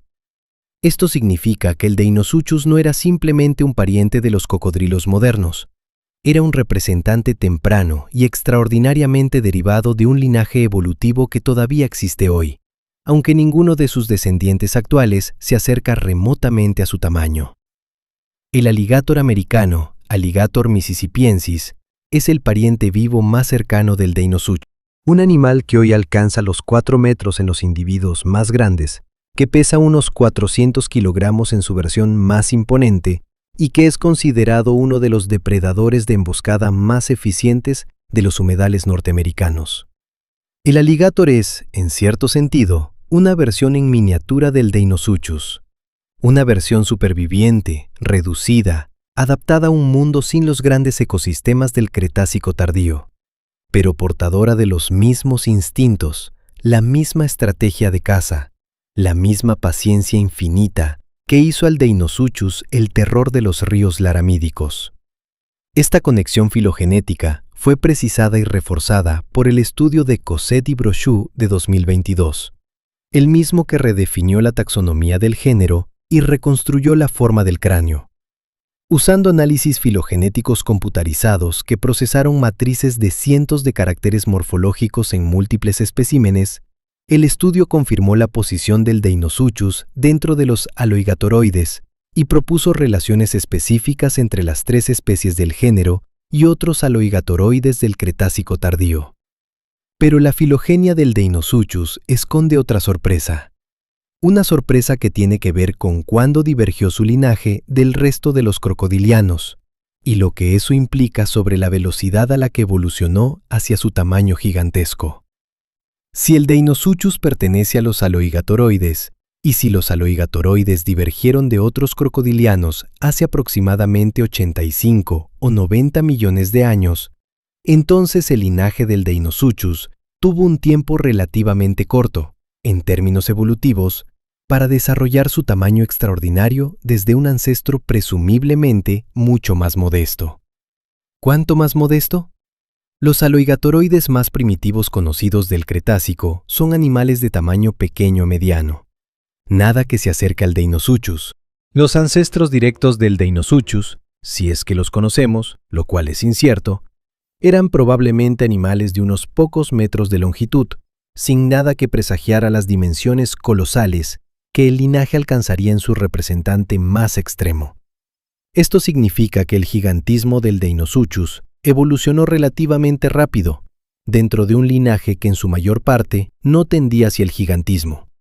Fue un experimento evolutivo extraordinario, un único linaje dentro de los aloigatoroides que escaló su tamaño hasta límites que ningún otro miembro del grupo alcanzó ni antes ni después. ¿Por qué ocurrió este gigantismo? ¿Qué presiones selectivas produjeron un animal tan desproporcionadamente grande dentro de su grupo? Hay varias hipótesis, y ninguna de ellas está completamente probada. La hipótesis más directa es simplemente que el recurso estaba disponible.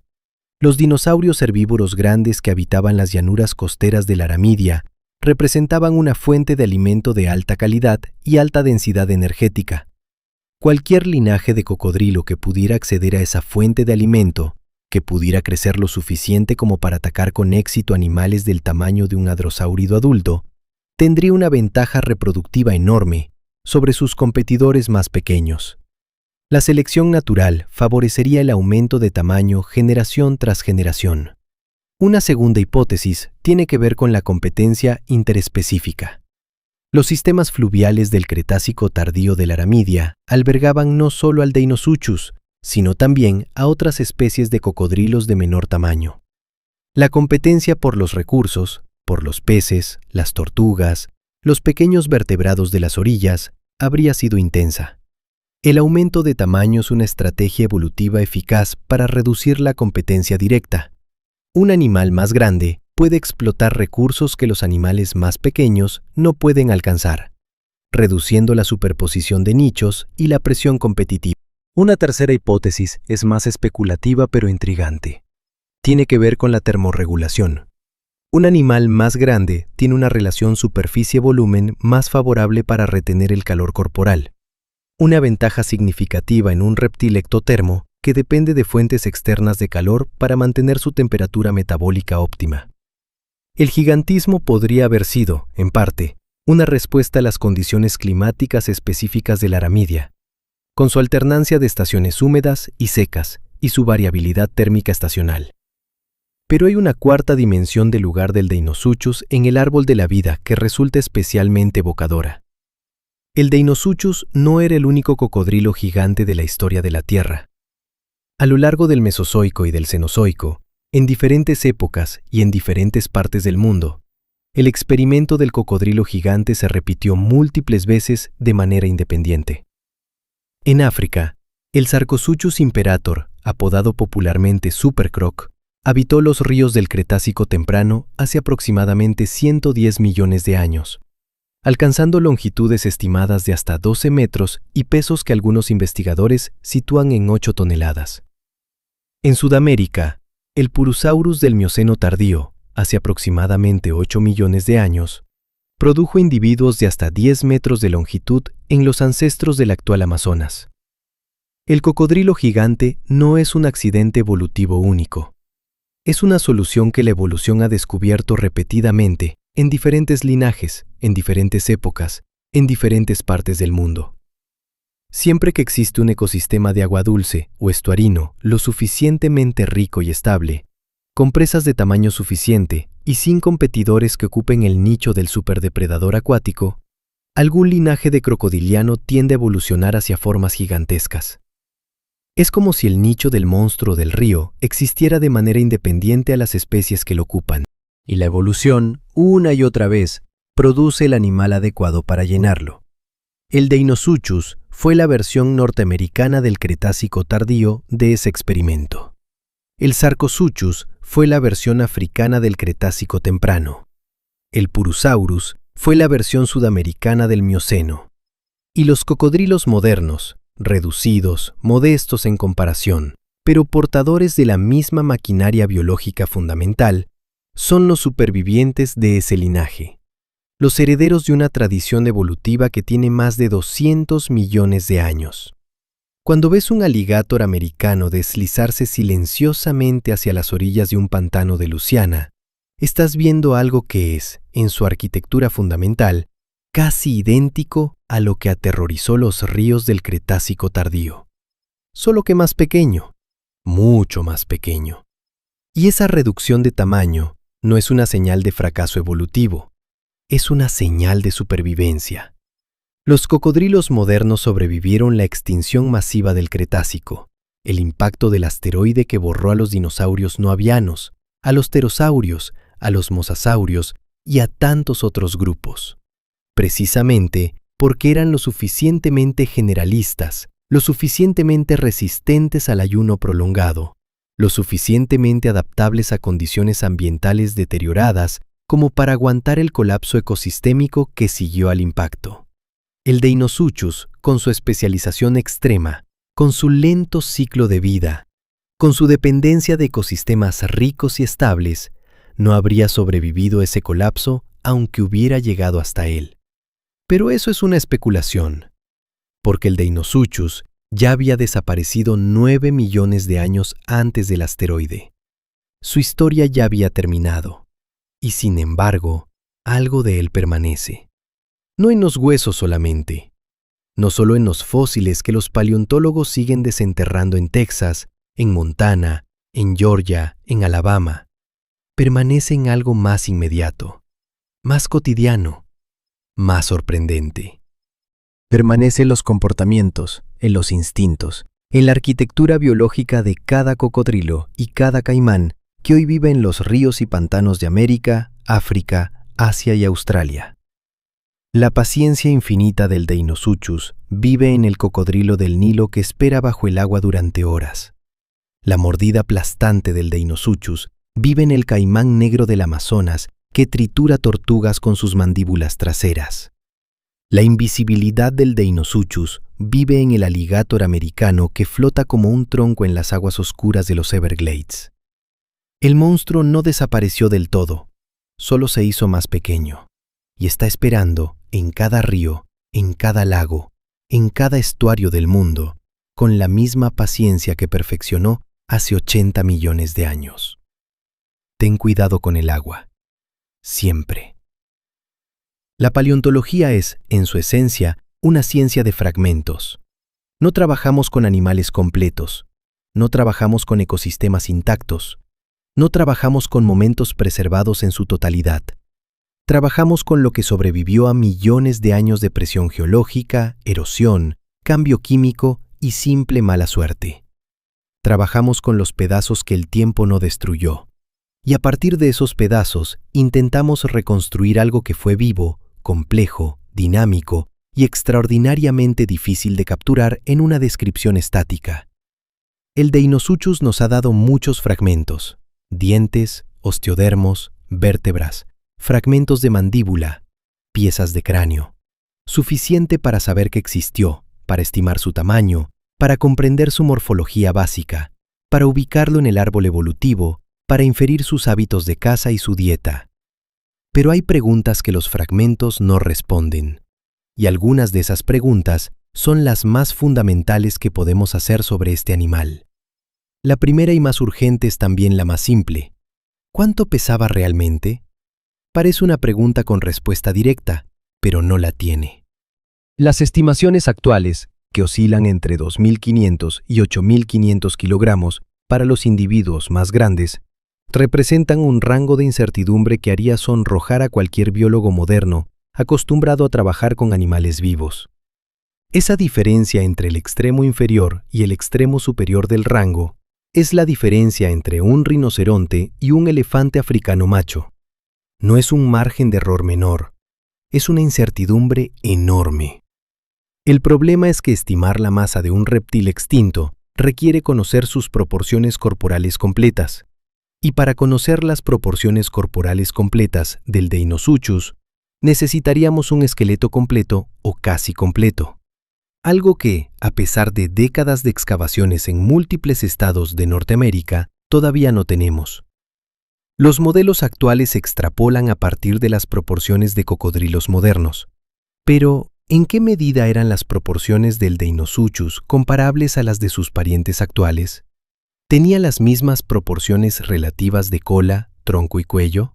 ¿O había desarrollado, junto con su tamaño extraordinario, proporciones corporales que no tienen equivalente moderno directo? No lo sabemos. Y hasta que aparezca un esqueleto suficientemente completo, no lo sabremos. La segunda gran pregunta sin respuesta tiene que ver con su comportamiento social. Los cocodrilos modernos tienen comportamientos sociales más complejos de lo que generalmente se reconoce en la cultura popular. No son animales puramente solitarios. Se agregan en zonas de alimentación cuando el alimento es abundante. Tienen jerarquías de dominancia. Las hembras cuidan activamente sus nidos y sus crías durante las primeras semanas de vida.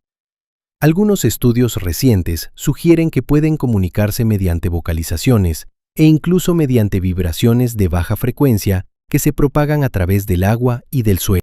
¿El Deinosuchus tenía comportamientos sociales comparables? ¿Se agregaban varios individuos en los puntos de acceso al agua donde las manadas de hadrosáuridos llegaban a beber? ¿Existía alguna forma de jerarquía entre individuos de diferentes tamaños?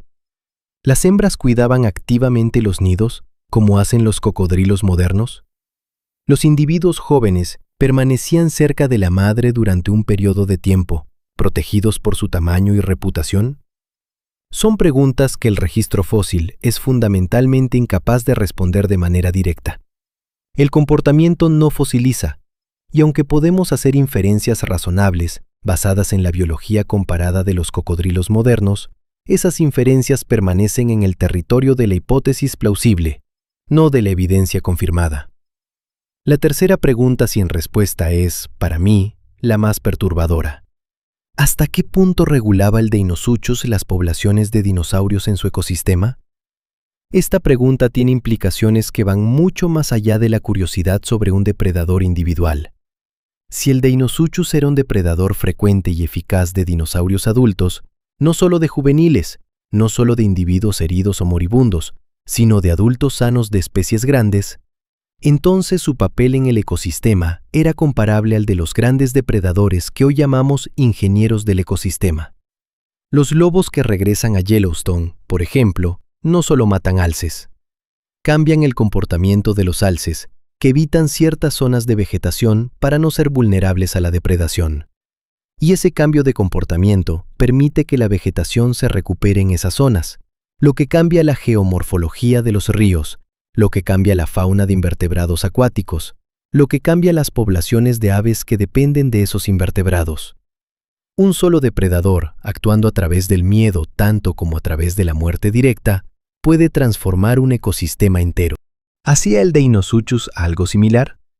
¿Mantenía a los hadrosáuridos alejados de ciertas orillas del río durante ciertos momentos del día?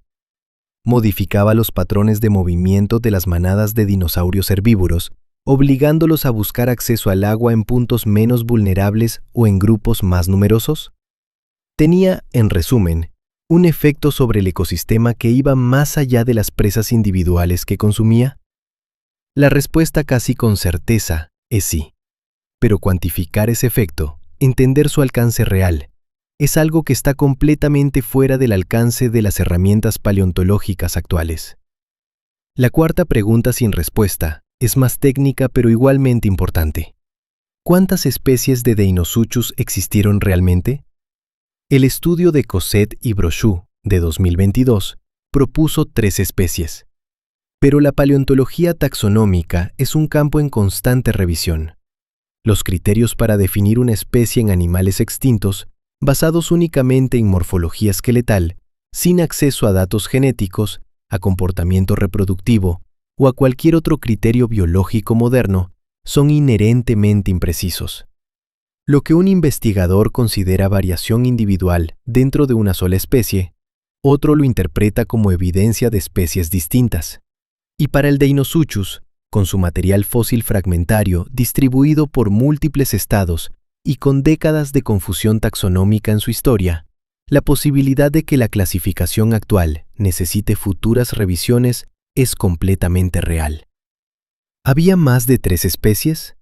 ¿Había poblaciones aisladas en diferentes cuencas fluviales que estaban divergiendo evolutivamente en el momento de su extinción? ¿O el material actualmente atribuido a 3 especies pertenece en realidad a solo 2, o incluso a una sola especie con una variabilidad morfológica inusualmente amplia? Preguntas abiertas. Preguntas que solo nuevos hallazgos pueden cerrar. Y los nuevos hallazgos siguen llegando.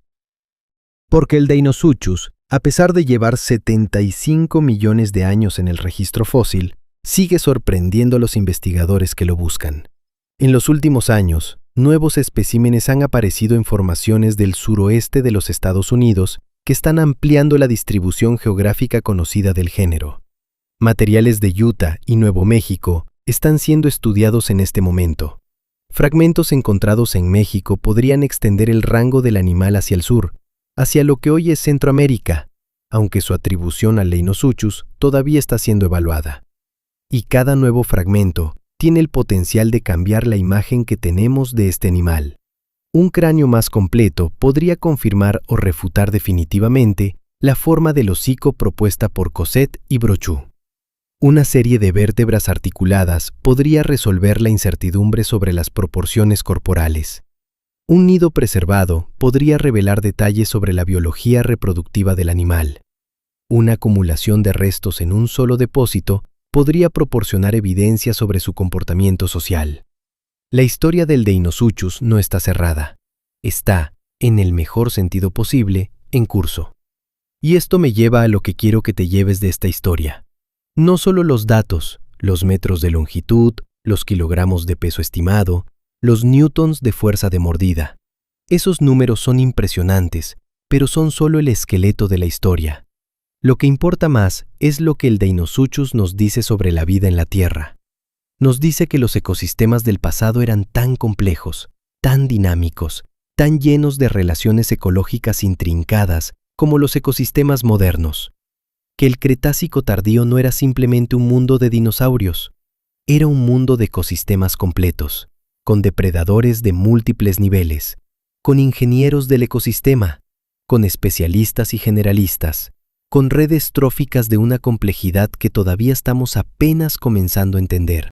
Nos dice que el gigantismo es una estrategia evolutiva recurrente, que cuando las condiciones son correctas, abundancia de alimento, estabilidad del ecosistema, ausencia de competidores en el nicho superior, la selección natural empuja a los linajes hacia tamaños que parecen imposibles desde nuestra perspectiva moderna.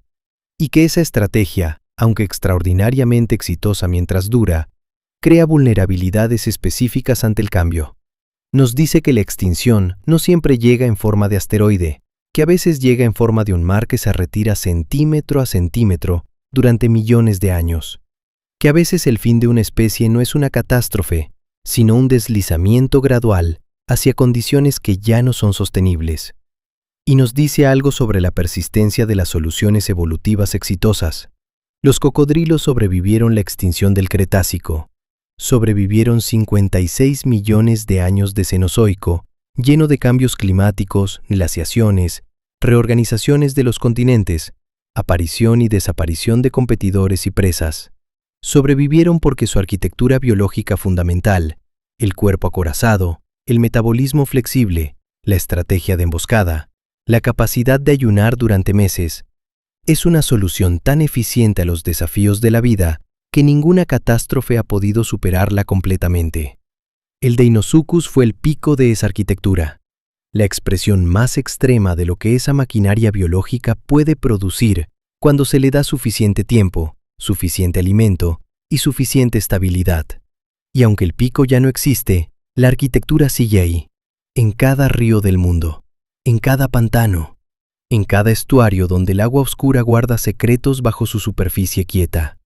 Hace 80 millones de años, un animal del tamaño de un autobús esperaba en esas aguas oscuras con una paciencia que ningún ser humano puede imaginar completamente. Esperaba porque sabía, con la certeza absoluta de un instinto perfeccionado durante decenas de millones de años de evolución, que tarde o temprano, algo grande y descuidado se acercaría a beber. Y que ese momento, ese instante de descuido, sería el último. El río siempre ha sido un lugar de doble naturaleza, fuente de vida y lugar de muerte, alivio del calor y trampa perfecta. Lo que el Deinosuchus entendió, si es que podemos usar esa palabra para referirnos a un instinto que no tiene nada de intelectual, es que esa dualidad es su mayor arma. El dinosaurio llegaba al río en busca de vida, agua, frescor, alivio, y encontraba al Deinosuchus. 75 millones de años después, cuando miras la superficie quieta de un río en la tarde, cuando el agua está oscura y no puedes ver el fondo, cuando algo que parecía un tronco se mueve ligeramente contra la corriente, recuerda que ese instinto, esa paciencia, esa maquinaria perfecta de emboscada, sigue ahí, reducida, pero intacta. El monstruo del río nunca desapareció del todo, solo aprendió a ser más discreto. 80 millones de años antes del presente, la Aramidia, lo que un día será el estado de Texas. El amanecer llega lentamente sobre las llanuras costeras. No hay nada que reconocerías como familiar en este paisaje. No hay praderas de hierba. Las gramíneas todavía no han conquistado los continentes. Ese triunfo evolutivo llegará millones de años después. No hay montañas en el horizonte oriental. Las rocosas todavía están naciendo en el oeste, empujando lentamente hacia el cielo en un proceso tectónico que desde la perspectiva humana sería completamente invisible. No hay caminos, no hay ciudades, no hay ninguna de las marcas que los primates dejaremos eventualmente sobre este planeta. Solo vegetación, densa, oscura, infinita. Helechos arborescentes que alcanzan los 10 metros de altura forman un dosel continuo sobre el suelo húmedo. Entre ellos, coníferas de troncos rectos y corteza rojiza se elevan hasta los 30 metros. Cicadáceas de hojas rígidas y brillantes cubren el sotobosque con una alfombra de verde oscuro que no ha cambiado significativamente desde el Triásico. Y entre toda esa vegetación, el sonido constante, omnipresente, del agua. Porque hay un río, es ancho.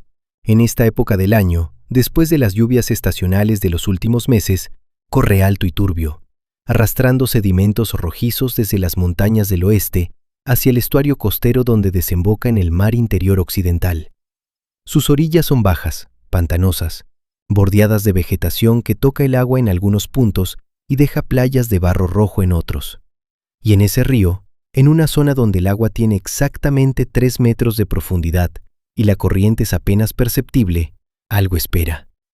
Lleva esperando desde antes del amanecer, desde la oscuridad completa de la noche, cuando los únicos sonidos eran el croar de los anfibios, el chapoteo ocasional de los peces saltando en el río y el ruido distante, siempre imposible de localizar con precisión, de algo grande moviéndose entre la vegetación. El Deinosuchus no duerme de noche como duermes tú. Su metabolismo no lo requiere. Su temperatura corporal, regulada por el calor del agua que lo rodea, permanece estable durante las horas de oscuridad. Sus sistemas sensoriales, los ojos adaptados para ver en condiciones de baja luminosidad, los órganos de presión distribuidos por toda su piel, los receptores químicos en las membranas mucosas de su boca, permanecen activos, monitoreando, registrando, procesando. Es un animal que nunca está completamente dormido y nunca está completamente despierto en el sentido en que nosotros entendemos esos estados. Es simplemente un animal que espera. Y mientras espera, el mundo a su alrededor va cobrando vida con el amanecer. Los primeros rayos de luz atraviesan el dosel de vegetación en ángulos casi horizontales, creando columnas de luz dorada que se clavan en el agua oscura del río y la iluminan desde adentro, por un momento, antes de que el sol suba lo suficiente como para cambiar el ángulo. En esas columnas de luz, partículas de sedimento flotan en suspensión, invisibles a cualquier ojo no adaptado para verlas, perfectamente visibles para los ojos del Deinosuchus, que asoman apenas sobre la superficie. A unos 200 metros río arriba, algo se mueve entre los helechos. El Deinosuchus lo sabe antes de verlo. Los órganos de presión en su piel han detectado las vibraciones, no las vibraciones directas del movimiento del animal en tierra. Esas no llegarían a través del agua con suficiente claridad, sino las vibraciones secundarias, la perturbación del agua en la orilla cuando las patas del animal tocan el barro húmedo. El cambio mínimo en la presión del agua cuando un cuerpo pesado se aproxima a la ribera. Son señales casi indetectables para cualquier instrumento que los humanos del siglo XXI podamos imaginar. Para el Deinosuchus, son información perfectamente legible. El animal que se aproxima al río es un hadrosáurido, un adulto. Por el patrón de vibración, 4 puntos de contacto con el suelo, con el peso distribuido hacia el frente, el Deinosuchus interpreta que es un animal de gran tamaño. Las estimaciones que su sistema nervioso procesa, de maneras que no tienen traducción al lenguaje humano, sugieren una masa de 2 toneladas o más. Una presa grande. Una presa que llegará al agua en aproximadamente el tiempo que tarda el sol en moverse un dedo en el horizonte. El Deinosuchus no acelera, no se posiciona activamente, no hace ningún movimiento deliberado que pudiera crear ondas en la superficie del agua. Lo que hace es simplemente ajustar, de manera imperceptible, la posición de su cuerpo. Un giro mínimo de la cola que lo orienta ligeramente hacia el punto de la orilla, donde los rastros de pisadas en el barro, rastros que existen porque este punto ha sido usado repetidamente como punto de acceso al agua por los dinosaurios herbívoros que habitan esta sección del bosque, sugieren que la presa llegará, y espera.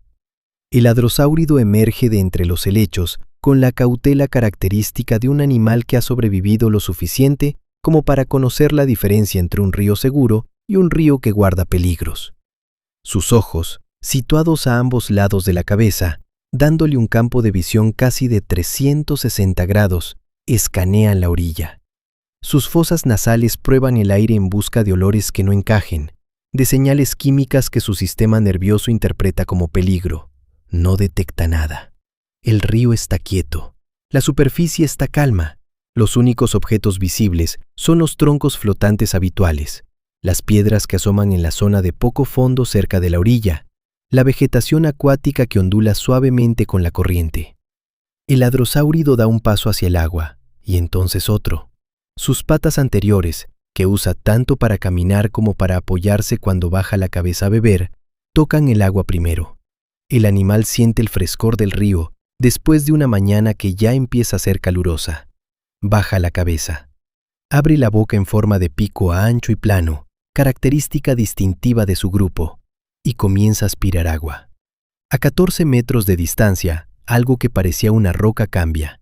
No dramáticamente, no con un movimiento que pudiera verse desde la orilla, solo un ajuste mínimo en la posición de los ojos, que ahora están perfectamente alineados con el hadrosáurido. Y luego, una relajación de todos los músculos que habían mantenido al Deinosuchus en posición estática durante horas. Una relajación que es simultáneamente el preludio y el inicio de la acción más violenta que este río ha presenciado en semanas. La cola se mueve. Una sola contracción de los músculos caudales, los más potentes del cuerpo del Deinosuchus, los que en un animal de esta masa generan una fuerza propulsora que no tiene comparación en el ecosistema acuático del Cretácico, convierte la inercia estática en movimiento explosivo en una fracción de segundo. El agua explota. No hay otra palabra para lo que ocurre en ese momento.